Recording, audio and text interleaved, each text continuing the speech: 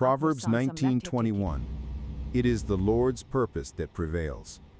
Not every voice carries truth. Not every signal cuts through the noise. This is Signal, grounded in truth. Hey everybody, welcome to the Signal Grounded in Truth. Proverbs 19:21. It is the Lord's purpose that prevails. Not every single voice carries the truth, but Signal cuts through the noise to bring you that truth. We talk to the movers and shakers, and we got one in the house today. His name is Eric Williams, and he is a mover and shaker. He doesn't know he's a mover. Well, I kind of think he does kind of know he's a mover and shaker. Chicago Mercantile Exchange trader at one point in his life, Target Logistics, hundreds of millions of dollars in spend, and that's just on hair products. And a brokerage leader at places like, well, we're not going to name that, US Foods, XPO, and so on and so forth, and founder of Beagl, Beagl Technologies, which I love it. It is a fantastic platform, and it says here it's helping brokers stop drowning in RFPs and start winning more of them. Yeah, I mean, it's really, isn't it? Beagl, RFPs need to stop sucking, or we remove the suckage from RFPs, or something like that, right? Is that right? I think the tagline is RFPs suck, win more, suck less, something like that. Yeah, that's what it is. I knew it was I don't something like remember. that. I had the thought early, and I wanted it to be splashy and I think it's a fantastic in my thought. voice. I love it. It is splashy. Remember when it became cool to swear in your advertising? I just assumed that it always was. Maybe I got that wrong. You know, I became interested in marketing and advertising with that old, I forget what the name of the movie was, but it was an old Dudley Moore movie where he was in like an insane asylum or whatever. It wasn't an insane. He was in an institution, a mental institution, because he had a nervous breakdown as a marketing agent. He had a market. He just lost it, and he went to go get better. And he took the inmates or the patients, I guess, and created a marketing firm, and it became like the world's greatest marketing firm because it would do stuff like Volvo, ugly, boxy, but safe. Stuff like, you know what I mean? Like stating the obvious, right? It was like kind of what you did. Beagl, RFPs Damn it, stuck less. damn it, Michael, you're giving away my secrets. You got Is to be that a what it little is? insane. Yeah, it's you just have to embrace and lean into the insanity. Is your new office actually at like a mental hospital? Is it? I'm under strict NDA. I'm not allowed to say. NDA, I love it. I love it. It's a co-working space. It's a 100-year-old building. Sits right in Pioneer Square in Seattle. Oh, does it really? Yeah. You right? Oh, yeah. You moved to Seattle. Right. So you loving life right there? on the square. Are you loving there? It's an incredibly beautiful place. Have you gone and stuck gum on that alley over by the fish market or whatever it is? You know, I'm not much of a litterer. I've walked through the alley, and some people have gotten very creative with their gum art. It's actually quite impressive. Is it really? Is it kind of creepy to know that it's people's gum? It grosses me out a little bit. I'm not gonna lie. Yeah, it's kind of disgusting, isn't it? A little bit. Yeah. But you know, people have done some pretty creative things. So art is I don't know. It's gross. Yeah. Well, as the Black Crow said, sometimes life is obscene, right? I think it's better lived that way. It might be better lived that way. Hey, before we get into the obscenities, into the market and Beagl and so on and so forth, tell the people who you are that have been living under a rock forever and what Beagl does, bro. Well, I mean, I think you hit all the highlights. I'm just a guy that worked in the freight industry that got tired of having to build my own tools and not get the outputs that I thought were appropriate. So I decided to build that for people and try to help them. You are the second guy that I know that came out of the Chicago Mercantile and has been very successful in logistics, right? Um, the other one is Andy Burke, if you know Andy Burke at BGO. Do not know Andy. Probably should know Andy, but I don't. You should know Andy. I'll make an intro after this. You guys should know each other. You guys are very similar. He was on the Mercantile, and now I he's thought you were going to say Kyle, but any rate, Lintner. yeah, he was Yeah, I think he was a board of trade guy. he was a trade guy. So that's a third guy I know. That's Yeah. right. I forgot that he was. That's right. That's crazy.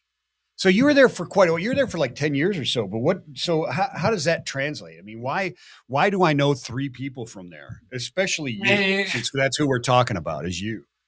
Well, I mean, first, we all got automated and had to find real things to do, which I think freight, specifically the brokerage space, it's a two-sided market. And if you are a market person, it looks very similar to what we were used to. So I think it was just kind of a natural transition. And for me, when I got into freight, I never could get away from the lens of a market. So, like when you think about like the risk tiers that are in a product or conversations that I would have when I was sitting at Target, I had a really, really bright analyst, and he would tell me, Eric, you need to slow down because when you see a lane, you're reading a book. Like you're thinking about all these different components of a lane and how that impacts liquidity, how it impacts volatility, and how it impacts ability to serve. And you're moving a little bit too fast for me. So I think it's, if you've sat in the market for a number of years and you start to understand the inputs and what makes things move and how different commodities have different volatility profiles, freight's kind of the same thing. I don't disagree when you put it into that lens. I mean, when you put it in that perspective and you discuss that, but it's most people don't come from or have that mindset when they're entering into logistics. You know what I'm saying? So I think you have a severe advantage, and I don't like it, and I think you should dumb yourself down. Yeah, I mean, I try to make things as simple as possible. But these are things that everyone knows, right? Yeah. Like it doesn't take you very long sitting in a seat calling on freight to understand that Chicago to Jersey is a little bit more difficult to book than Jersey back to Chicago. Um, an inbound load into a produce region in June or July is easier to book than an outbound load. So I think everyone kind of Yeah. picks up on these things. I've just taken it a little bit further and tried to create a deterministic model that doesn't require you to sit in that seat and experience all of that. You can just look at the model and it tells you what to expect. Let me. I just am wondering why I look like I'm about to perform surgery in here with all this brightness. I got to tone down my lights for just 1 second, and I'll come back. But Okay. the my thought process immediately to what you're saying goes to conversations that I've had before, where, and we'll get into this a little bit deeper. But I mean, you just spoke to very simple truths and experiences, if you will, or knowledge that you and I both have because we've been in the industry. But somebody coming into the industry have no clue what you're talking Yeah. about. And there's probably people that have been in the industry for a number of years who still don't know what you're talking about. As far as, I mean, just the lane head hauls and back hauled lanes and the difficulty at different times of years or different regions and why that is. But you understand that, and I think it's part of your Merc, but background that does that. But and also your just I think intellectual curiosity to look through. Some people they experience a little bit of success and therefore they just keep riding on that little bit of success. They just keep extrapolating and going to that well of what it did and don't expand that, and eventually they burn out or die because of that, right? The hockey stick happens. We're watching it in real time right now. There was a certain company that came in and went hockey stick, and now they're going, oh crap, the hockey stick is about to break off. What do I do? Right? Mhm. No, and like, isn't that how like video games always worked? You found a way to accumulate points for your character, and then you would just sit there and accumulate points before you advance in the game. You know, It was like a cheat code, if you will.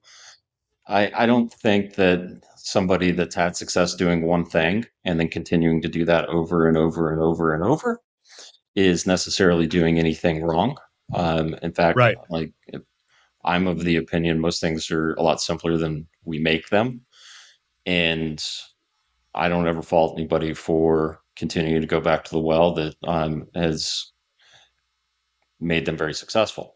I think sometimes people then start chasing squirrels and they don't necessarily know how to, when they capture Mm. that squirrel, get the same benefit that they did from the other thing, if that makes sense.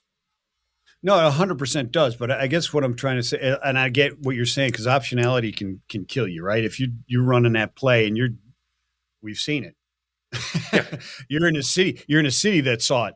You run, you run, you run, you run. You get to the 1 yard line and you throw a pass. Right? Why would you do that crap? And we've seen people do that. But I guess what I'm saying is you've got to continuously be aware and learn the industry that you're in and understand how the dynamics work within that market. Right? Like you had to know that in your Absolutely. previous lives. Right? Yeah. And I think most business owners or market participants, specifically traders, will tell you that you make your money being boring. And a lot of times when you go chasing shiny objects, they don't necessarily give you what you thought you were going to get. And Right. sometimes like you take your biggest losses trying to do something cute or fancy. And I think that's my point is there are certain fundamentals that don't really change, and you should do more of what works. And yeah, you should always be exploring to try to find other things. But if they're not aligned with the fundamental nature of how things work, you got to know that going in. Yeah, that makes perfect sense. I liken it to, um, and we're going to get into AI, obviously, big time. But like the hallucinations of AI, has to have an answer. It's why it hallucinates because it can't just say, "I don't know." It Yeah, doesn't have the well, ability to do that. language is an intelligence, right? The ability to predict my next word or your next word. I don't think that that qualifies as intelligence. No, it absolutely does not. But I think a human nature, and sometimes like what you're talking about is in people chase shiny objects because they can't sit in the boredom and figure out the next move, Correct. right? And it's I kind of liken it to that. Like AI doesn't have the ability to go, I don't know the answer to that. Let's start thinking through a process to figure it out, Right. right? But instead, it just gives you an answer. Just gives you an answer, just hallucinates and says, well, here's an answer because I don't know what else to put there and I have to give you something. So here it is. And a lot of times that is BS, right? So Can be. you're I trans. mean, Go ahead. go ahead. No, No, no, I no, mean, it's please. getting better. Like it's getting a lot better. But It is. the problem is you got to remember that LLMs were trained on pretty much the exact median of the internet. So Reddit was one of the big sources for that, and then all the news articles and things like that. So when it needs to learn new things, that's either coming from users that are interacting with it, and the models will, or people will tell you that the models don't train on themselves, but they do. And that's when you start to get model collapse. And I don't think humans are any different. Like when we get in our own echo chambers and we're only relying on our own experience and we get stubborn, Yeah. that tends to be a place where, you know, the outcome from that may not be what you expected. So I don't think it's much different. No, it's not a lot different. And really the people that rely on technology, social media, et cetera, to try and help them break out of that, hopefully, I mean, come to the realization that it becomes an echo chamber that that divides you anyways and segregates you out, right? And That so that, that may be if you look, that may not be one of the goals. Who knows? yeah, yeah, who knows whether that's actually a goal or not? You, you- But so let's you're talk. you're Let's you're talk in my Beagle. algorithms probably understand that point, but yeah, let's go ahead. Let's get into it. Yeah, let's get let's get into it. So we talked about your experience a little bit, and I just briefly touched on it. But you managed freight spend, and you talked about that as well, and delivered significant savings. Did a hell of a lot Yeah. of good work at different places. At Target, you've been on both sides of the coin. Well, more than two sides of the coin, because the coin is actually probably a 12-sided die more than it is a two-sided coin. But you've been all over that, right? And you've been responsible for thousands and thousands of RFPs, if not tens of thousands of RFPs, and probably put out a few that people went, son of a bitch, this guy's sending out this thing here. This is such a pain. But you have learned through those and then went and took that to Beagl. So explain that. How did that hit you and go, you know what? I'm not just going to solve this for myself. I'm going to go out there. There's something to do here that I can create and positively impact this industry and therefore really society, because logistics, as many people may not realize it, impacts our society in a much bigger way than just, hey, I got this product in 2 hours from Walgreens. Yeah. No, and so one of the reasons why RPs suck is they're incredibly resource intensive. They take a lot of time. So the Yeah. first solve was let's solve for that and make getting rates on a page and being able to develop your strategy. Let's do that and make that a lot faster. I think most of my competitors think that's all that's all you need to do. So I'm flattered that so many people are building RFP response tools. But again, it's not just responding to the damn thing, because that's Mm-hmm. the main reason why they suck. You do all this work and you don't get a cookie at the end. And the reason you don't get a cookie at the end is you didn't turn it into a sales opportunity. Getting an RFP and responding and sending back rates and crossing your fingers and hoping you win something, and then hoping that if you do win something, that it's going to be a good fit for your organization. Like you probably like that's the definition of insanity if you think that's an appropriate strategy. And having responded to thousands of RFPs on the brokerage side and seeing what works and what doesn't work, whenever had the time and took the time to sit down and put together a true value prop to the customer, we had much better outcomes. When we Mm-hmm. did not do that and we elected to bid on everything and get aggressive because we were just trying to win, either we didn't win anything because there was no relationship that was built with the customer, no true value prop that was ever communicated, or we won stuff that we didn't actually want. And then when I moved on to the shipper side of this, simple questions of what lanes do you actually want? Which ones fit your network? These are questions that are really difficult for brokers to answer. I think the assets do a much better job of it because they're trying to sew their networks together using multiple shippers networks. So I think they show up a little bit better in a bid. They're a lot more focused, a lot more strategic. There's no reason why a broker can't do that because in many cases, well, if the industry doesn't continue to insist on turning itself into completely transactional, but in many cases, brokers have very deep relationships with carriers where they can behave like an asset. The Mm. problem is that doesn't ever get bubbled up during the RFP process and then get communicated back to the customer. So our platform helps do that too. So now you're moving away from just getting rates on the page faster to now we're helping you with strategy and value prop, also helping you identify what your risk is seasonally or based on our lane tiers so you can make more informed decisions. But then the next step of that is okay, we've done some work, we've learned a lot about the market, either from what our customers' network looks like, or if we spoke to any carriers in there, we might have identified areas that they operate that we didn't know before. We store all of that. And the reason we do that is we bring it all back so that we can create other sales opportunities for you. Because if you know your customers' demand globally across the hundreds of RFPs you'll do in a year, Mhm. any sourcing activity that you do should flow from what is known to you. Because if I'm like, just take this into a different industry. If I'm a buyer at Target and I'm in sporting goods, I don't ever need to talk to anybody about KitchenAid products. Like, I don't need to do that. I need to be building relationships with people who build and manufacture sporting goods. And then I need to understand what my customers' demand for each of those products are. And then I forecast what that demand looks like. And then I find the right supplier for that that fits the taste that's of the consumer to satisfy that demand.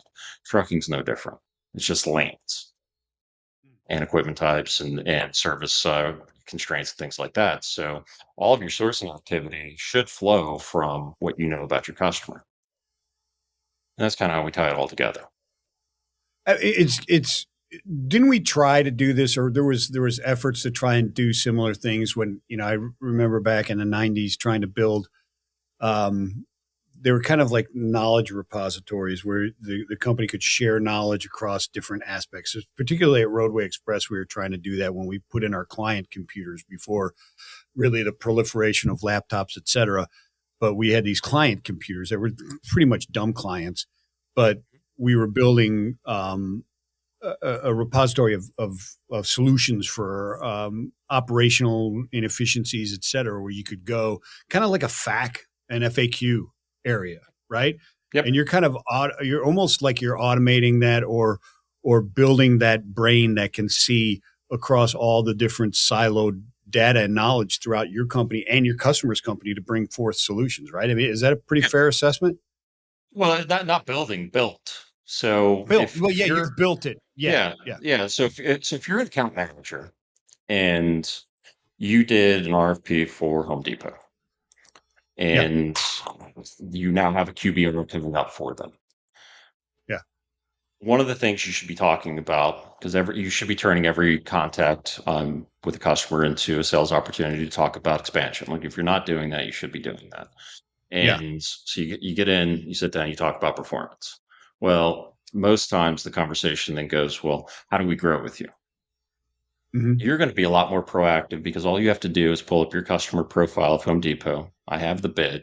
Any activity that your carrier reps have done, either by covering freight that is not Home Depot freight, or they've put preferred lanes into the carrier CRM, you're going to see that. So all you have to do is open it up and, hey, the last time we spoke, I bid on these lanes during the RFP. I didn't have great capacity for them, but between now and then, I've now built this out. And I was wondering if I could speak to you about these 6 or 7 lanes.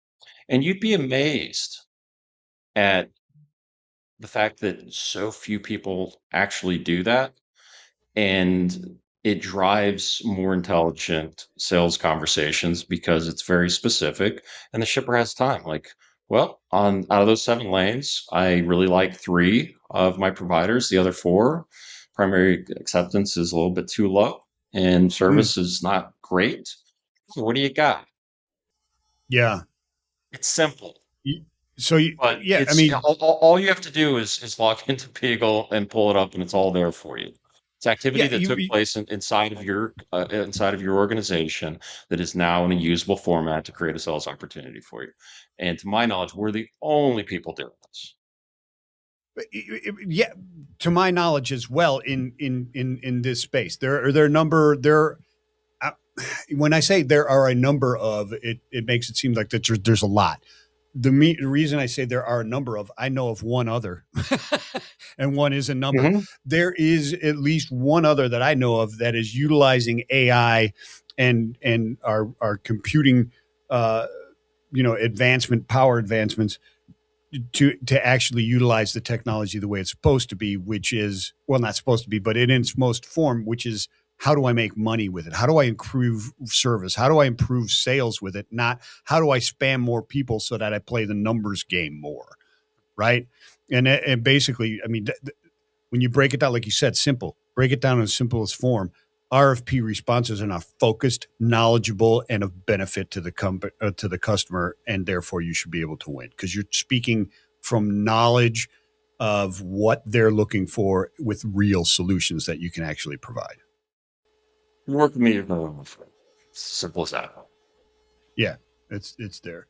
So let me ask you this, right? So let's talk about the market for a minute here. Yeah.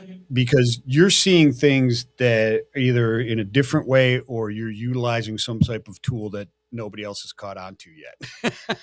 Or maybe one or two have, but they interpret it incorrectly at times, right? I mean, I publish it all. So go ahead. So I mean, we're it's August 2026 for the people who are watching or listening to this in the year 3026. This was 1,000 years. Truckload market right now, it's turned carrier favorable, so to speak. I mean, it's their spot rates are up, dry van, reefer, flatbed hitting highs, that type of stuff. Contract rates are starting to rise year over year. You called it, man. You said these things were happening. You were looking at these things.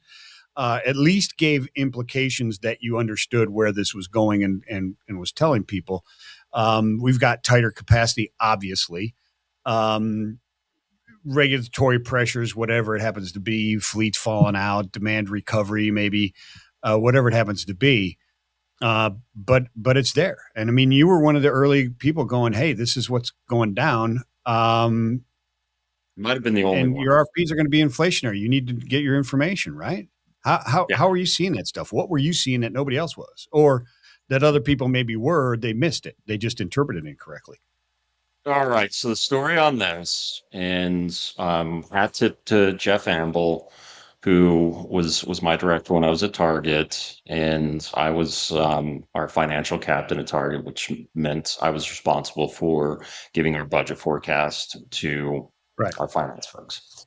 And he challenged me to get a better view that was less lick your finger and stick it up in the air and more data driven. So I sat down to build what we stick your finger where? Where do you? I was writing that down. Where do you stick your finger after you lick it? I don't know. Like I'm told there's an ancient trick that'll tell you which way the wind is blowing. I've never been good at it. Gotcha. All right. So we're measuring which way the wind is. I got you. All right. Yeah, exactly. So what we set out to do was try to create a capacity availability index.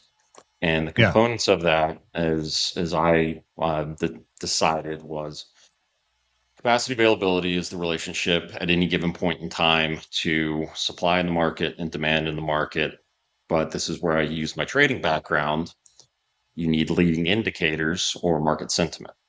So I created 3 different categories of indicators, sub-indices, if you will, created a weighting average of those, and then combined them into a model, and that is our Beagl barometer. And it's never been wrong. So no secret. Like, this is all data that's out there. It's all publicly available. You have to play with the weightings a little bit. I don't think I did any overfitting. I'm not smart enough to do that. But pulled it up, put some rates overlay on it, and I was like, this is very good at predicting regime detection and in terms of capacity availability. And that is a very, very strong predictor for the direction of rates. So not rocket science. Well, not anymore. I mean, at one point, putting the ham between the 2 slices of bread was actual rocket science, but I mean, now it's not, right? Right. I mean, because you put it together. So what are you looking at right now, right? I just talking to a business executive, got a couple more years on me, probably 40 years in the business, saying this is the worst freight recession I have ever seen. And I had the discussion with him that it's really not. It just corrected itself to pre-pandemic, and now we're looking at regular growth. Because if you take out the anomalous, it's not really a recession; it's just recorrected. But what's your take on the market right now? Where do we go from here? Is this just a slow recovery reset, and We have to wait for the economic indicators or economic policies, et cetera, of the current administration to take hold? Or what are you seeing right now? What is your crystal ball, not your crystal ball, your Beagle barometer telling you of where we're at right now? Yeah, I mean, we're definitely in it. Like, available capacity is tough. You can't debate that. That is not debatable. Um, Mm-hmm. this was a supply side recovery that in terms of rates, Mm-hmm. profits are still in a recession. And I think Yeah. some of that may be because firms have prioritized growth over profitability, and that has maybe reset margins permanently lower. I think you can make that case. And I think we've seen that over each cycle. Every time we come through, profits tend to reset lower and lower. What Mm. that has caused is the inability to reinvest in your business because you're going to have 18 to 24 months of absolute hell. You're going to have 18 to 24 months of improvement, but it's caused there to be a very unsafe fleet. I'm not going to talk about drivers. We can have Right. that conversation at a later date. Yeah. I'm talking about equipment. We have a lot of equipment on the road that is unsafe. And Yeah. when I hear stats that during road check week, that the average out of service for equipment, and this is folks who thought their equipment was up to snuff and actually chose to run when they knew that they were going to be inspected, it's 30 to 35% out of service of people who thought they would be okay. So that is going to have to correct itself. And the only way that happens is through profits, period.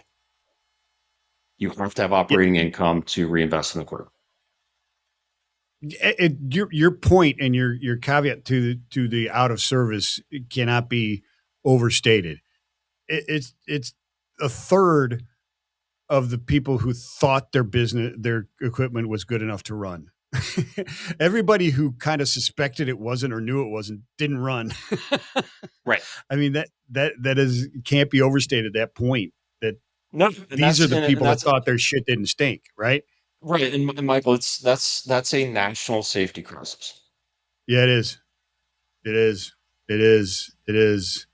Um, wow. And why do you think that? Why, how does it get to that point? Well, I guess you just discussed it, right? Because Well, I it's mean, the natural cyclical nature of the business that just keeps sucking. Every time we come back, the profit level is lower and lower and lower. well, and Is then there a way to and get then how do you get rid of that? Is it tools and technology like yours that's actually changing the way we think and how we sell our services and products to our customers with a little bit more confidence from what we're doing and not just a hey, me too, I'll drop your price by a penny a mile?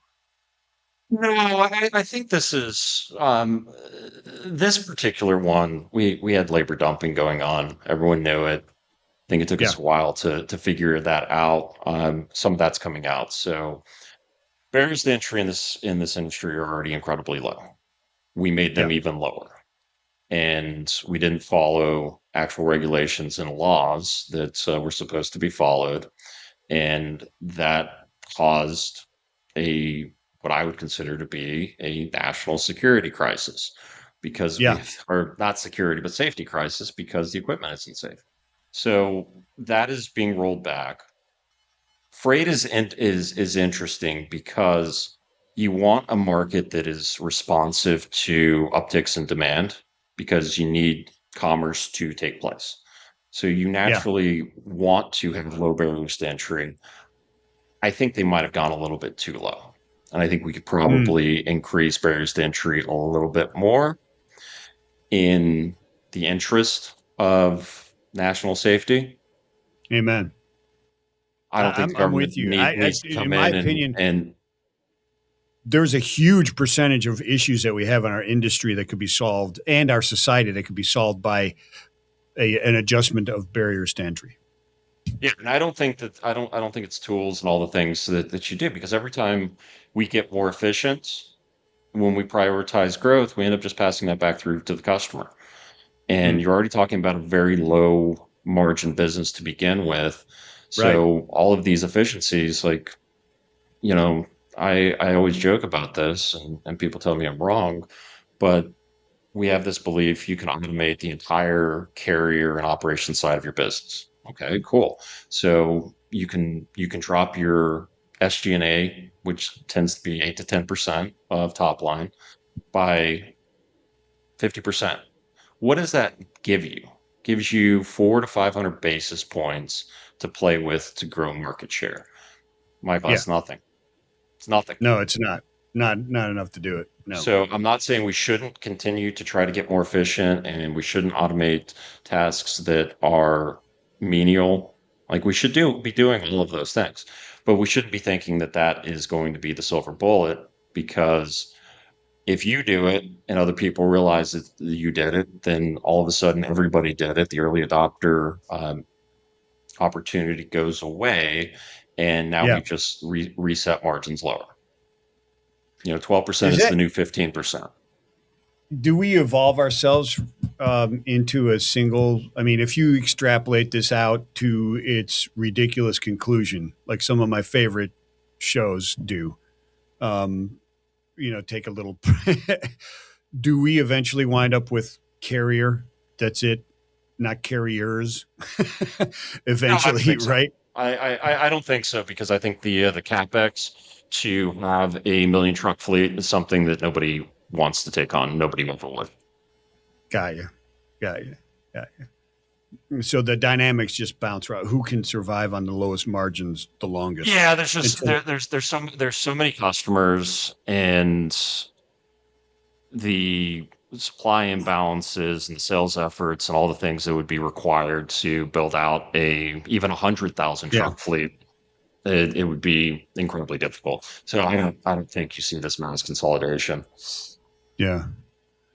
What do you see in the annual cyclical nature of the business, the different peak seasons and troughs that happen throughout the year, and specifically, I guess, the rest of this year, right? You pull forwards, tariffs, etc. Um, Winter, it comes every year, and we always joked about that because you'd always have to tell the boss, "Yes, winter's happening again this year," and we had it ever since I've been at 37 years in the business, and I remember the very first year. Hey, peak season's coming.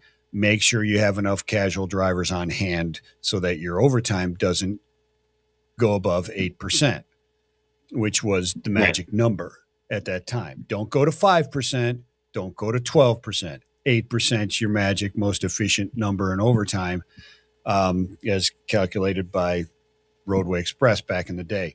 Um, what do you see that now? How does that dynamic work now? I mean, is it still true? It happens at this time. It happens at that time. I mean, you see You different see, yeah, I efforts. mean, seasonality will never go.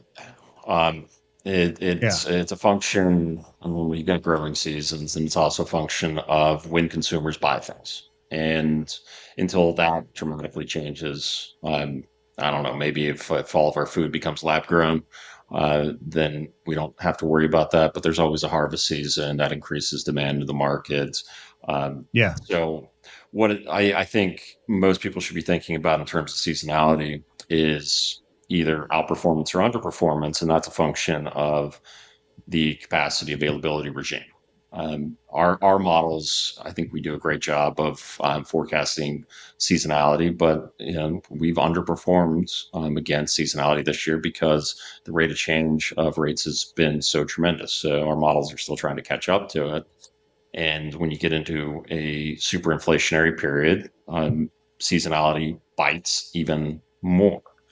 And when we came through this period where capacity was incredibly loose for so long, you didn't have to worry about seasonality near as much. It was just like, oh, yeah, that's happening, but we don't really feel the pressure. So I think you got to start high level of what is the current regime that we're in terms of available capacity and market sentiment, and then understand when and where seasonality is going to take place, and then adjust your view on where the puck is going to based on which direction the wind is blowing. If it's blowing really hard, you're going to outperform seasonality. yeah. That's Absolutely. Do you see a distortion this year in seasonality in changes? Tremendous. Yeah, Yeah, yeah, it's big. It's big this year. It's it's big. big. Do you see a ripple effect afterwards after this season with the I want to see distortion? how how end of Q3 shakes out with as the Midwest gets tight, and then see what happens into Q4 as the Western 11 gets super tight. So we'll see how that plays out. I think that'll give us a gauge of has there been any improvements in the balance and market sentiment. I'm expecting seasonal outperformance for the rest of the year, and certainly Yeah, into next. yeah. Yeah. You posted about brokers go to market, right? Going Yeah, wide, new locos, that type of stuff. Going deep is finally beating going wide. What are you seeing? What did you mean by that? And what are we talking about here? I think if most brokers are honest about themselves and are intimately familiar with their data and they look at where their profits come from, it follows a Pareto distribution. 60 to 80% of your profits are going to be coming from 20 to 30% of your logos. Yeah, When you think about share of wallet at a customer level, if a broker gets 10% of one shipper, specifically an enterprise shipper's share of wallet, it's a massive amount of spend. So yeah. with that comes less touch points, comes more familiarity with the accounts, allows you to build deeper relationships. You actually can get that 3x3 box going of multiple layers of relationship, which you need because there's so much turnover in this industry. So what I've noticed and what my customers are doing is there's certain accounts that they'll still try to service, but they're trying to develop a account plan for those and what they're going to do with them. And then they're Hmm. clicking down into their customers that have larger percents of their volume and they're trying to go deeper. And I'll give you a real world example. One of my customers, their largest customer, they had been doing 4 to 5 million a year. And they grew into that over a period of 5 years. They're going to do 17 million with that customer this year. Picked up 11 during the bid because they got more strategic. And then they've been going back to that customer on a regular basis, monthly cadence to talk about new lanes where they have what they would consider to be capacity strengths and the customer has brokers and they have an asset and they leverage both as a blended solution, but they keep going deeper and deeper with that customer. And, they've almost quadrupled the spend that they have with that customer, and it just cuts down on so many of the chasing around different customers who bill differently, who have different SOP requirements, have different KPIs. You just have to track less. So it's almost like managed trans, but in a traditional brokerage sense. And where I'm watching people do that and getting aligned with customers. I'm watching relationships grow. I'm watching profitability increase. I'm watching revenue grow. And I'm watching on the other side of that carrier utilization from the repeat carriers improve. Mm. Hmm. So I think those are all good things. I could be wrong, but I think those are all good things. No, they're 100% good things. You know, when I first read it, go deep, not wide, it was kind of like, oh, this is opposed to don't put all your eggs in one basket. But that's not what you're talking about here. No, not at all. You're talking about account penetration can Correct. be much more strategic and impactful and a stronger ROI and easier to do basically by utilizing this technology, quite frankly. Well, and, Right. and I think the fear of like putting all your eggs in one basket, certainly it's real because if you lose that customer, but if you've got a rich relationship with that customer because you're a provider for them, guess what? They give you a lot more leniency when things go awry. Yeah. Well, I mean, you're not talking about, hey, get rid of 90% of your customers and just focus on this one or whatever it happens to be. It is your core No, because customers. you should still You be can penetrate growing more. your logos, but you Yeah, should be determining absolutely. which are the best fit, and then so if you Yeah. have four anchor customers, who are my next two? And then Yeah. what's the path to get there? And then you're Yeah. constantly like loading that funnel on. And then when you get to a point of inertia, then that becomes a core anchor strategic account for you. So you have to Yeah, constantly be determining. identifying those and developing them. Yeah, this helps you identify those customers that are really aligned with your core, and then further penetrating them and making them more sticky, basically, really Yeah. through And, offering and, a more strategic approach to those guys. and that starts with knowing the lanes they run. Who are their customers? Who are their Yeah, vendors? 100%. Who are the decision makers? And guess what? The RFP tells you all of that. It's crazy how that works. Um, it may just work better than buying them pizzas and taking them to a ball game. Oh, you should still do that. Yeah, Because that's how you build relationships is breaking bread with sure. people. Sure, you need to still do that stuff. I'm saying that was like the primary and only tactic back in the day. At least that's how I was taught when I first started in sales. Dropping All right, donuts let's off. go through a couple. What's that? Dropping donuts off at the dock. Oh, amen. That's right, man. Climb up on the dock to get to the traffic manager who sat in a little desk in the middle of the floor and Yep, get yep, him yep. some donuts. So I never did that. Yep. So you've got that up on me. But So let's go through a couple here, 4 questions here to wrap things up here. You've been on the trading floor, the shipper side, the broker side, and now the tech side. yeah, What's the lesson that you would that travel across all of them that you would impart to others in this industry? be curious, learn how things work. As you learn how things work, call some plays, get some feedback, figure out what's working better than not. Do more of that, less of what didn't work. But ultimately, just do the fucking work. I was going to bring that up. I was going to bring you exposed your Grant Cardone side and said, do it tired, do it up, do it down, but do the effing work, right? Yeah. Is I mean that's what it takes if you're an entrepreneur, but that's what it takes to really be impactful inside a major corporation as well, right? Yeah, you've got to, like, if you're going to hide and show up and, okay, you've got a meeting and you're going to present your little deck, great. Like, you can build a very nice and long career on that. If you're trying to impact change, you got to go bump into things. You've got to start exploring. You've got to be incredibly curious. You've got to understand how things work and why they're set up that way. That's a lesson that I think a lot of junior leaders learn sometimes the hard way. Because, well, this doesn't make sense, but then ask why. Because to somebody at some point in time, it made perfect sense. So if you want to unwind that, you might want to understand why it was set up that way in the first place. That's great advice that was given to me by Josh Peterson. There you So go.